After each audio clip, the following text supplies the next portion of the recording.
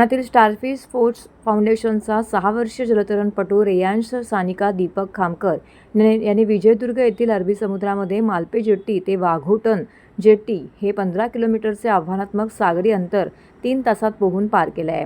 15 किलोमीटरचे अंतर पार करणारा रेयांश खामकर हा सर्वात लहान जलतरणपटू ठरला असून त्याची दखल इंडिया बुक रेकॉर्डने घेतली आहे. याबद्दल त्याचं सर्वच स्तरातून कौतुक होत आहे.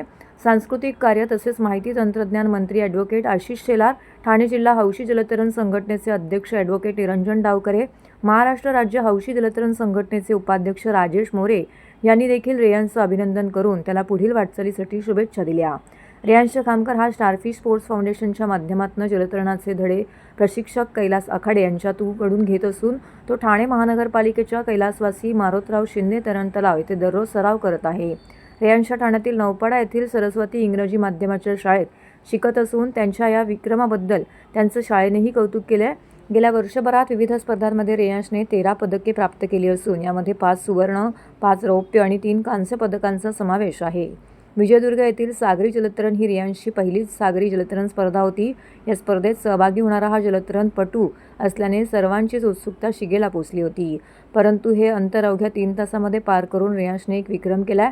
त्याने केलेल्या या कामगिरीची दखल इंडिया बुक ऑफ रेकॉर्डने घेतली असून रेयांशला देऊन त्याचा सन्मान देखील करण्यात आलेला आहे. सर्वात लहान रेयांश खामकर या ठाणेकर जलतरणपटूचे सर्वत्र कौतुक होत असून ठाणे महानगरपालिकेचे अतिरिक्त आयुक्त संदीप माळवी, उपायुक्त मीनल पालांडे, तरणतलाव व्यवस्थापक रीमा देवरुखकर, उपव्यवस्थापक रवी काळे यांनी देखील त्याचं कौतुक करून त्याला शुभेच्छा दिल्या आहेत. रेयांश सानिका दीपक खामकर 6 वर्षाचा, प्रॅक्टिस 2 तास 9 ते 11 रात्री आणि सॅटर्डे संडे सकाळी 5 ते 7. कैलास छान वाटलं. सर, आखाडे सर, पूजा मॅडम आणि मी पालकांना आव्हान करेल की रेयांशकडे आपण लक्ष ठेवा. 6 वर्षाचा मुलगा ठाण्यातला आज जलतरण स्पर्धेत जातो. समुद्र स्पर्धा ही तशी एक हिम्मतवान माणसासाठी एक चॅलेंज आहे. या चॅलेंज पार करून हा लहान मुलगा 3 तासामध्ये 15 किलोमीटरचं अंतर पार पाडतो. आत्ताच्या पालकांना की आपण आपल्या मुलांना कुठल्या तरी खेळामध्ये प्रावीण्य मिळवण्यासाठी लहान वयातच सुरुवात करा. रेयांशनी ज्या पद्धतीनं सागरी स्पर्धा पूर्ण केलेली आहे आणि ठाणेकरांचं नाव त्यांनी इंडिया बुक ऑफ रेकॉर्डमध्ये आणलेलं आहे, हे कौतुकास्पद आहे. आणि अशाच पद्धतीनं नुसतं रेयांश नाही तर रेयांशचे पालक, रेयांशचे कोच ज्यांनी ही स्पर्धा रिलेवरनं इंडिव्हिज्युअलवरती नेली आणि यशस्वीरित्या पार पाडली, ते कैलास आखाडे. ह्या सगळ्यांचं ह्यात कौतुक आणि अभिनंदन दोन्ही करावं तेवढं थोडं आहे. विजयदुर्गला मालपे जेटी ते वाघोटन जेटी अशी 15 किलोमीटरची स्पर्धा होती. त्या 2 स्पर्धा असतात, एक 15 किलोमीटर आणि 30 किलोमीटर. त्या आम्ही गेली 3रं वर्ष, आम्ही 2 वर्ष अगोदर पण 30 किलोमीटरची स्पर्धा झाली. त्यावेळी पहिल्यांदा 15 किलोमीटरची स्पर्धा झाली. 15 किलोमीटर स्पर्धेमध्ये त्या स्टारफिशचे जवळजवळ 10 जलतरणपटू सहभागी झाले होते. रेयांश खामकर हा सगळ्यात छोटा जलतरणपटू होता आणि आम्ही पहिले 4 जणांची रिले पद्धतीने आम्ही करायचा विचार केला होता. पण तिथे गेल्यावरती चौघांनी सोलो करण्याची आम्ही मनशा बाळगली आणि त्यांनी सगळ्यांनी सोलो पद्धतीने इव्हेंट तो सक्सेसफुली कंप्लीट केला. त्यामुळे रेयांश खामकर हा वयवर्ष 6 वर्ष आणि 2 महिने सगळ्यात यंगेस्ट म्हणून त्याला इंडिया बुक ऑफ रेकॉर्डने त्याला पुरस्कार देऊन गौरवलेले आहे. नमस्कार, मी दीपक खामकर, मी रेयांशचे बाबा आहे आणि आम्ही दोघं पालक आहोत त्याचे. आम्ही स्विमिंग सुरू करताना आम्ही असा विचार केला होता की त्याच्या हेल्थ पर्पजने आम्ही स्टार्ट करू की तो फिट राहील त्या दृष्टीने. पण कारण सध्याचं असं होतं आहे की मोबाईल घरी असलं की किंवा टी व्ही याच्यापासून थोडंसं परावृत्त करण्यासाठी काही वेगळी ॲक्टिव्हिटी आपण द्यावी असं आमच्या डोक्यात होतं. त्यात त्याला आम्ही सुरुवात केली आणि त्याच्यामध्ये त्याची प्रगती चांगली दिसायला लागली. पहिल्या 2-3 महिन्यामध्येच त्याची ग्रोथ एवढी चांगली झाली की जूनमध्ये ज्या स्टेट लेवलच्या स्पर्धा झाल्या त्याच्यामध्ये तो नौखा असताना सुद्धा त्याने त्याच्यामध्ये 4 मेडल्स घेतले. त्यानंतर त्यांचे जे प्रशिक्षक आहेत श्री कैलास आखाडे आणि पूजा मॅडम ह्या दोघांनी असं म्हटलं की आपण अजून त्याला पुढच्या ह्याच्यासाठी ट्राय करूया, थोडंसं त्याची प्रॅक्टिस वाढवूया. त्यामुळे आम्ही जी 1 तासाची प्रॅक्टिस होती ती आम्ही 2 तासावर आम्ही कन्वर्ट केली. मग आणि त्याचबरोबर तो प्रत्येक सॅटर्डे संडे सकाळी 5 ते 7 आम्ही त्याला कळवा पुल्ला पण नेतो. त्यामुळे 4:15 वाजता उठून त्याला नेणं हे पण थोडं आधी सुरुवातीला चॅलेंजिंग होतं, पण त्याने त्याच्यात आवड निर्माण झाल्यामुळे त्याने व्यवस्थित केलं. तसेच ऑगस्ट 2024ला थायलंडमध्ये ज्या एशियन ओपन स्कूल झाल्या, म्हणजे 14 देश आले होते तिथे. याच्यामध्ये पण त्याने रिप्रेझेंट केलं आणि त्यात पण त्याने 2 ब्रॉन्झ आणि 2 सिल्वर मेडल त्याने जिंकले. त्यामध्ये. त्यामुळे आमचा अजून कॉन्फिडन्स झाला की हा त्याच्यामध्ये काहीतरी चांगलं करू शकेल आणि वेळोवेळी सरांची हे होतंच की आपण त्याची प्रॅक्टिस थोडी अजून वाढवत नेऊया. त्यामुळे तुम्ही थोडंसं आहारावर लक्ष द्या आणि आपण थोडंसं खाणं, त्याची एक्सरसाइज या सगळ्यांकडे लक्ष दिलं तर तो अजून चांगला करेल. ह्या 6-7 महिन्यामध्ये आम्ही बाहेरचं खाणं म्हणजे मैद्याचं खाणं किंवा चॉकलेट हे पूर्णपणे त्यांनी बंद केलेलं आहे आणि आम्ही पूर्ण त्याचं डाएटवर लक्ष ठेवून आहोत. त्यामुळे प्रोटीन्स, कॅल्शियम हे कसं मेंटेन राहील याच्याकडे लक्ष देतोय. त्यामुळे आत्ता जी काही 25 नोव्हेंबरला ही स्पर्धा झाली सगळी, त्यात रिलेसाठी सरांनी नेलं होतं. पण त्यांचं असं म्हणणं की मुलं ऑलरेडी 3.5-4 तास प्रॅक्टिसमध्ये नॉनस्टॉप पोहलेली आहेत. त्यामुळे ते जे काही आहे आत्ताचं अंतर ते शक्यतो ते कंप्लीट करतील. त्यामुळे तुम्ही काही काळजी करू नका आणि अगदीच काही वाटलंच मुलांना तर ते मुलं हात वर करतील, त्यावेळी आपण वर घेऊ. पण तोपर्यंत ती लोकं मॅक्झिमम पोहलेली असतील. जे काही आपण आधी 3-3 किलोमीटर असं ठरवलं होतं प्रत्येक मुलगा हे पोहेल. पण त्याच्या ह्याच्यात आम्ही ज्या 1 तास बघितला त्या पहिले 1 तासामध्ये त्याने 4 ते 4.5 किलोमीटर त्याने कव्हर केलेलं होतं. त्यामुळे आमचा आत्मविश्वास हे झाला की हा आता कंप्लीट करू शकेल. काही जसं सरांनी मगाशी सांगितलं 2 ठिकाणी चॅलेंजेस होते की करंट रिव्हर्स होता. त्यामुळे परत पोहताना एका ठिकाणीच तो बराच वेळ होत होता. मग त्यावेळी आणि त्याला दम पण लागला होता. पण देवाच्या कृपेने जे काही होडी चालवणारे होते त्यांनी त्या करंटच्या बाजूने नेऊन त्याचं एक ग्रोथ बरोबर झाली आणि आम्ही 3 तास 10 मिनिटं आणि 6 सेकंदात त्याने ही स्पर्धा यशस्वीरित्या पूर्ण केली.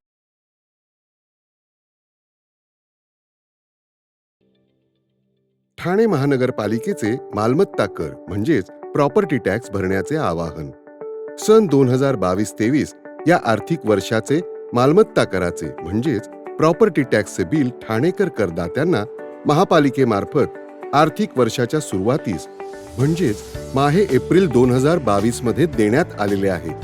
तथापि अद्यापही काही करदात्यांनी मालमत्ता कर महापालिकेकडे जमा केलेला नाही. सध्या आर्थिक वर्षाचा अंतिम टप्पा सुरू झाला आहे. मालमत्ता कर वसुलीसाठी महापालिकेतर्फे कडक कारवाई हाती घेण्यात आली आहे. या अंतर्गत जंगम मालमत्ता, टीव्ही, फ्रीज, वाहन व इतर जप्त करणे तसेच स्थावर मालमत्ता वॉरंट बजावून जप्त करण्यात येत असून मालमत्तेचा जाहीर विक्रीद्वारे लिलाव करून कराची रक्कम वसूल करण्यात येत आहे. मालमत्तेस पाणी पुरवठा करण्यात येणारे नळ संयोजन खंडित करण्यात येत आहेत. त्याचप्रमाणे थकीत मालमत्ता करावर 2% व्याज आकारले जात असल्याने भरावयाची रक्कम वाढत आहे. आपला मालमत्ता कर propertytax.thanecity.gov.in या लिंकद्वारे तसंच गुगल पे, फोन पे, पेटीएम याद्वारे ऑनलाईन पद्धतीने करण्याची सुविधा उपलब्ध करून दिली आहे. शनिवार, रविवार व सार्वजनिक सुट्टीच्या दिवशी नागरिकांना मालमत्ता कर भरणे सोयीचे व्हावे याकरता महापालिकेचे मालमत्ता कर संलग्न कार्यालय या दिवशी कार्यान्वित ठेवण्यात आलेले आहे. तरी मालमत्ता कर वसुलीची अप्रिय कारवाई टाळण्याच्या दृष्टिकोनातून मालमत्ता कर भरून महापालिकेस सहकार्य करावे. धन्यवाद.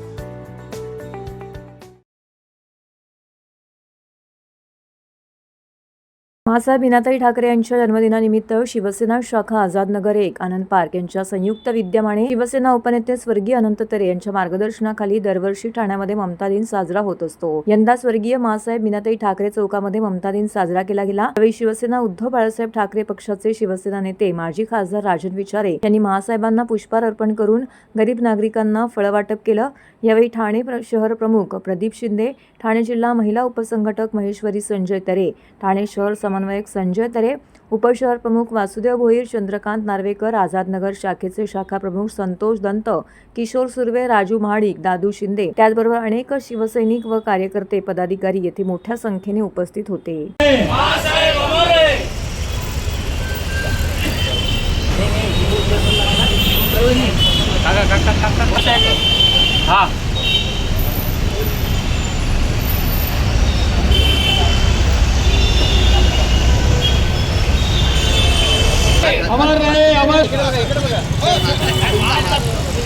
सर्व शिवसैनिकांचं स्फूर्तीस्थान स्वर्गीय महासाहेब इनाताई ठाकरे यांच्या आज ममता दिनाच्या निमित्ताने या ठिकाणी आमचे सन्माननीय शिवसेनेचे नेते स्वर्गीय अनंत तरे साहेब यांनी या चौकामध्ये ममता दिन गेले कित्येक वर्ष साजरा करत होते.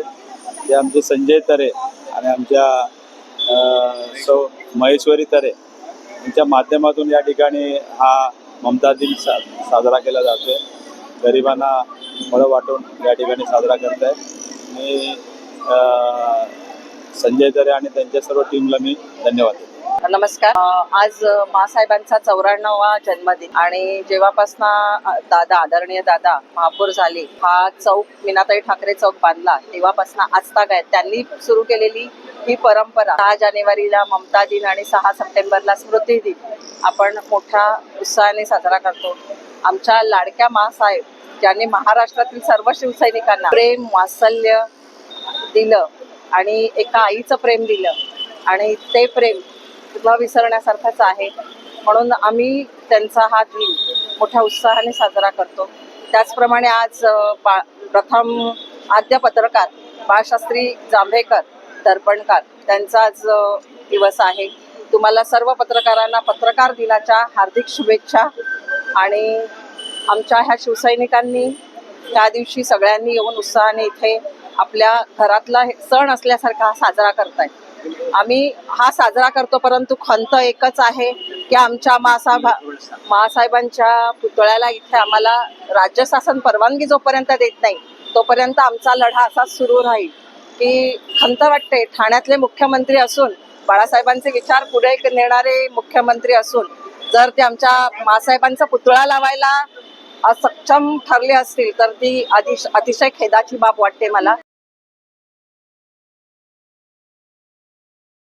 ठाणे आणि उपनगराचे लक्ष लागून राहिलेली आणि गेली 38 वर्ष अखंडितपणे सुरू असलेली रामभाऊ म्हाळगी स्मृती व्याख्यानमाला 8 जानेवारीपासून सुरू होत आहे. यंदा पुण्यश्लोक अहिल्यादेवी होळकर यांची 300वी जन्मशताब्दी वर्ष असल्याने त्यांचे वंशज विधान परिषदेचे सभापती प्राचार्य राम शिंदे यांच्या हस्ते व्याख्यानमालेचे उद्घाटन आणि पहिले पुष्प गुंफणार आहेत, अशी माहिती व्याख्यानमाला समितीचे अध्यक्ष आमदार संजय केळकर यांनी दिली.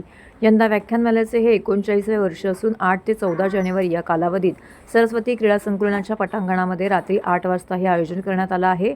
या व्याख्यानमालेत एकही वक्त्याची पुनरावृत्ती झाली नसून दरवर्षी तारीख आणि वेळही गेल्या 38 वर्षामध्ये एकच राहिली आहे. असं वैशिष्ट्य असलेल्या या व्याख्यानमालेला ठाणेकरांनी नेहमीच मोठ्या संख्येने उपस्थित राहून प्रतिसाद दिल्याची माहिती पत्रकार परिषदेमध्ये देण्यात आली. यंदा पुण्यश्लोक अहिल्यादेवी होळकर यांची 300वी जन्मशताब्दी वर्ष असल्याने त्यांचे वंशज तथा विधान परिषदेचे सभापती राम शिंदे यांच्या हस्ते 8 जानेवारी रोजी व्याख्यानमालेचे उद्घाटन होणार असून पहिले पुष्पही ते गुंफणार आहे. पुण्यश्लोक अहिल्यादेवी होळकर हा विषय त्यांच्या व्याख्यानमालेचा असल्याचंही आमदार केळकर यांनी सांगितले. महाराष्ट्राची प्रतिष्ठेची व्याख्यानमाला रामभाऊ म्हाळगी व्याख्यानमाला ही गेली 38 वर्ष याचं आयोजन जे आहे ते ठाण्यामध्ये सरस्वती शाळेच्या पटांगणावर आम्ही घेतो आणि आज आम्ही 39व्या वर्षामध्ये पदार्पण करतो. या व्याख्यानमालेची 3 वैशिष्ट्ये आहेत की पहिल्या वर्षापासून या व्याख्यानमालेची तारीख कधी बदलली नाही, 8 ते 14 जानेवारी. दुसरं वैशिष्ट्य, गेल्या 38 वर्षामध्ये एकही वक्ता, कारण 7 दिवसाची व्याख्यानमाला असते, विविध विषयावर असते, एकही वक्ता जो आहे ते त्याला या ठिकाणी निमंत्रित केलं नाही. कारण की आपल्या महाराष्ट्रामध्ये आणि या सगळ्या जिल्ह्यामध्ये वक्त्यांची मोठी विचारवंतांची मोठी खाण आहे आणि विविध प्रकारचे विषय घेऊन या ठिकाणी या व्यासपीठाला वक्ते मिळत गेलेले. त्यामुळे यावर्षी देखील रामभाऊ म्हाळगी व्याख्यानमाला ही 8 जानेवारीपासून सरस्वती ग्राउंडवर रोज रात्री 8:15 वाजता सुरू होणार आहे.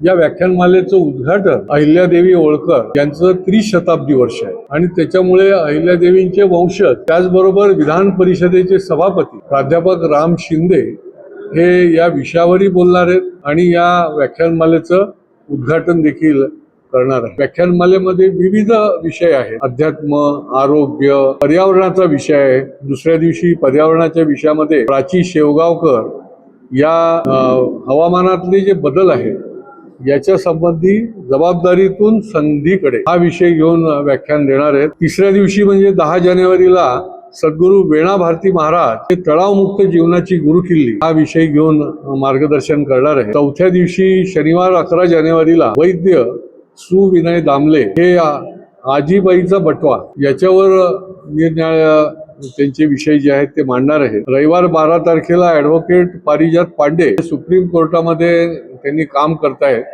आणि वक्फ बोर्डाचा विषय जो आहे तो सतत गाजतोय. हा विषय कायदा वक्फ बोर्डाचा हा विषय लोकांना त्याचं प्रबोधन करणार आहेत. सोमवार 13 जानेवारीला सारंग दर्शने हे पत्रकार आणि मोठे लेखक आहेत, त्यांना अटलजींच्या देखील हे जन्मशताब्दी वर्ष आहे आणि अटलजी हे एक युगपुरुषच म्हणून अष्टपैलू व्यक्तिमत्व असलेले ते भारतरत्न होते. त्यांचा अटलजींचा वसा आणि वारसा या विषयावर ते आपल्याला व्याख्यान देणार आहे. शेवटच्या दिवशी प्रकट मुलाखतीचा कार्यक्रम ठेवलाय की ज्याच्यामध्ये सुप्रसिद्ध अशा शास्त्रीय गायिका आरती अंकलीकर टिकेकर यांची मुलाखत जी आहे ती माधुरी तांबणे या घेणार आहेत.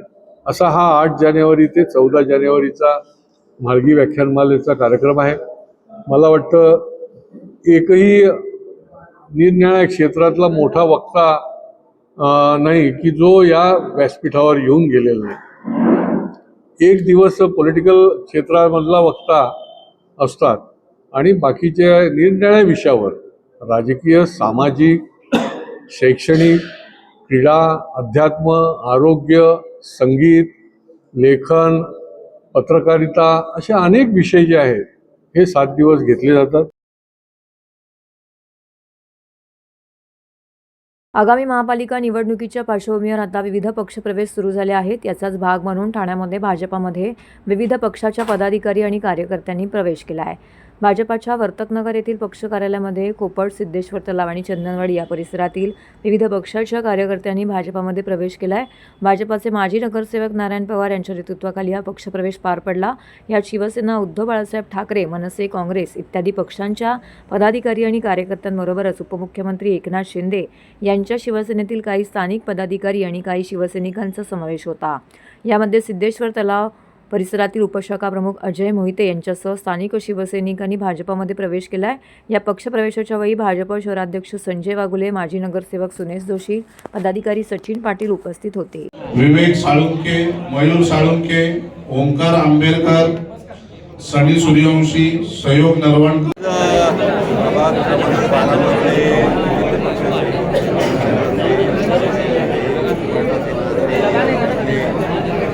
कार्यकर्त्यांनी भारतीय जनता पार्टीमध्ये प्रवेश केलेला आहे. माननीय पवार साहेबांच्या माध्यमाने खरं तर या सगळ्या कार्यकर्त्यांचा प्रवेश झालेला आहे आणि याच्यामुळे होतोय की भारतीय जनता पार्टीची ताकद वाढत चाललेली आहे. सतत अभियान ही राज्यामध्ये प्रत्येक ठिकाणी होत असताना मोठ्या ताकदीने या इकडे भारतीय जनता पार्टीचं माननीय वाघुले साहेबांच्या माध्यमाने काम हे ठाणे शहरात सुरू आहे आणि याच्यावरच विश्वास ठेवून आज या इकडे मोठ्या संख्येने कार्यकर्त्यांनी भारतीय जनता पार्टीमध्ये प्रवेश केला आहे आणि याचा निश्चितपणे प्रत्येक निवडणुकीमध्ये आपल्याला भारतीय जनता पार्टीच्या ताकदीचा आपल्याला प्रभाव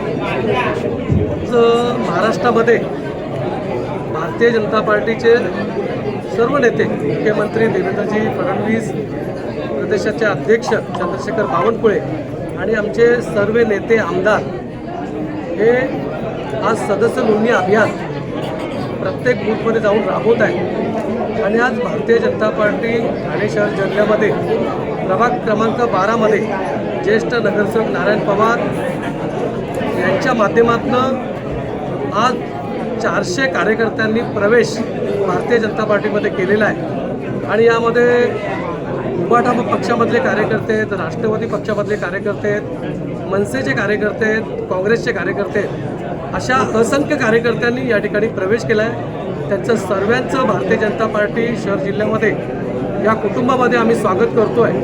आज प्रभाग क्रमांक 12मध्ये अनेक पक्षाच्या कार्यकर्त्यांनी भाजपमध्ये प्रवेश केला. आमचे देवेंद्रजी फडणवीस यांच्या मार्गदर्शनाखाली, त्याच्यानंतर आमचे रवींद्र चव्हाण यांच्या मार्गदर्शनाखाली आज आमचे निरंजन डावकरे, संजय वाघुले, आज बऱ्याच कार्यकर्त्यांनी आमच्या भाजपा पक्षामध्ये प्रवेश केल्यानंतर त्यांना ते बऱ्याच दिवसापासून मला बोलत होते की आम्हाला प्रवेश करायचे आहे, तुमचा पक्ष चांगल्या पद्धतीने काम करतो, महाराष्ट्रामध्ये पण चांगला. आता बघितलं असेल तर महाराष्ट्रामध्ये अनेक पक्षाचे लोक भाजपमध्ये प्रवेश करतात. तसेच कार्यकर्ते हे तर काहीच नाही, हे तर 400 कार्यकर्ते आहेत. अजून हजारो कार्यकर्ते पक्षामध्ये प्रवेश करणार आहेत येत्या काही दिवसामध्ये. 12मधलेच, ठाण्यामध्ये तर वेगळेच आहेत. राज्याबाहेर एक जरी उद्योग गेला तरी मी तुमची काळजी घेईन, उपमुख्यमंत्री एकनाथ शिंदे यांचा उद्योगमंत्र्यांना इशारा. राज्याबाहेर एकही उद्योग यापुढे जाऊ देऊ नका, यासाठी काळजी घ्या अशा स्पष्ट सूचना देत एक जरी उद्योग राज्याबाहेर गेला तर मग मी तुमची काळजी घेईन असा इशारा उपमुख्यमंत्री एकनाथ शिंदे यांनी ठाण्यातील बिझनेस जत्रेमध्ये बोलताना उद्योग मंत्र्यांना दिला आहे. ठाण्यातील टिपटॉप प्लाझा येथे लक्षवेध संस्थेच्या वतीने आयोजित बिझनेस जत्रेला उपमुख्यमंत्री एकनाथ शिंदे यांनी शनिवारी उपस्थित राहून उपस्थित उद्योजकांना मार्गदर्शन केले. या उद्योगामुळे अनेक लघु उद्योजकांना काम मिळतं, यातून रोजगाराची संधी उपलब्ध होते. यामुळे उद्योग हे राज्यासाठी महत्त्वाचे आहेत. त्यामुळे 2.5 वर्षात काय झाले याचा विचार सोडा आणि यापुढे एकही उद्योग राज्याबाहेर जाणार नाही याची काळजी घ्या अशा सूचना उद्योग मंत्र्यांना दिल्या आहेत. तसेच एक जरी उद्योग राज्याबाहेर गेला तर मग मी तुमची काळजी घेईन असा इशाराही दिल्याचं उपमुख्यमंत्री शिंदे म्हणाले. महाविकास आघाडी सरकारच्या काळात परकीय गुंतवणुकीत महाराष्ट्र 3ऱ्या क्रमांकावर होता. मी मुख्यमंत्री झाल्यावरती आता परकीय गुंतवणुकीत आपले राज्य क्रमांक 1 वर आले. पूर्वी उद्योजकांना माझं काय म्हणून विचारले जायचं, आता आम्ही त्यांना तुमचे काय म्हणून विचारतो असा टोलाही त्यांनी विरोधकांना लगावला आहे. महाविकास आघाडी सरकारमध्ये उद्योग मंदिर, दुकान, सण, उत्सव बंद होते. सगळे बंद करून चालणार कसे? नुसते कोरोना करून चालत नव्हते. त्यामुळेच सर्वसामान्य लोकांच्या मनातील एका विचारधारणेचे सरकार स्थापन केले असंही ते म्हणाले. मागील 2.5 वर्षामध्ये विविध क्षेत्रात काम झाले. आपले आपले राज्य उद्योगस्नेही राज्य झालं आहे असंही ते म्हणाले. व्यवसाय कोणताही असो त्यात प्रामाणिकपणा आणि कष्ट असेल तर शून्यातून विश्व निर्माण होतं. संधीचं सोनं केलं पाहिजे. असे केल्यास त्या व्यक्तीला निश्चित यश मिळते असंही मत त्यांनी व्यक्त केलं. मकान बंद, मंदिर बंद, सण बंद, उत्सव बंद, सब बंद. सब बंद रहेगा तो चलेगा कैसे? कोविड करून चालत नाही. आणि म्हणून सरकार बदलणं गरजेचं होतं. जे सर्वसामान्यांच्या मनातलं सरकार, खरं म्हणजे एका विचारधारेचं सरकार आवश्यक होतं. आणि देशामध्ये मोदीजींच्या नेतृत्वाखाली देश पुढे जात होता. आणि मग महाराष्ट्रामध्ये देखील एका विचाराचं सरकार असेल तर डबल इंजिनचं सरकार म्हणून आपल्या राज्याला विकासाचा वेग मिळेल, आपल्या राज्याच्या विकासाला गती येईल, प्रगतीला गती येईल हा विचार करून तसं काम फार कठीण होतं. ते आठवले दिवस तरी सुद्धा, कारण शेवटी चालू सरकारमध्ये अस्तित्वात असलेलं सरकार आणि आम्ही मंत्री होतो. मंत्री सरकारमधून पाय उतार होऊन विरुद्ध दिशेकडे जाताना कधी तुम्ही पाहिले? एक नगरसेवक काय ग्रामपंचायत सरपंच पण सत्ता सोडत नाही, पण आम्ही सत्ता सोडली.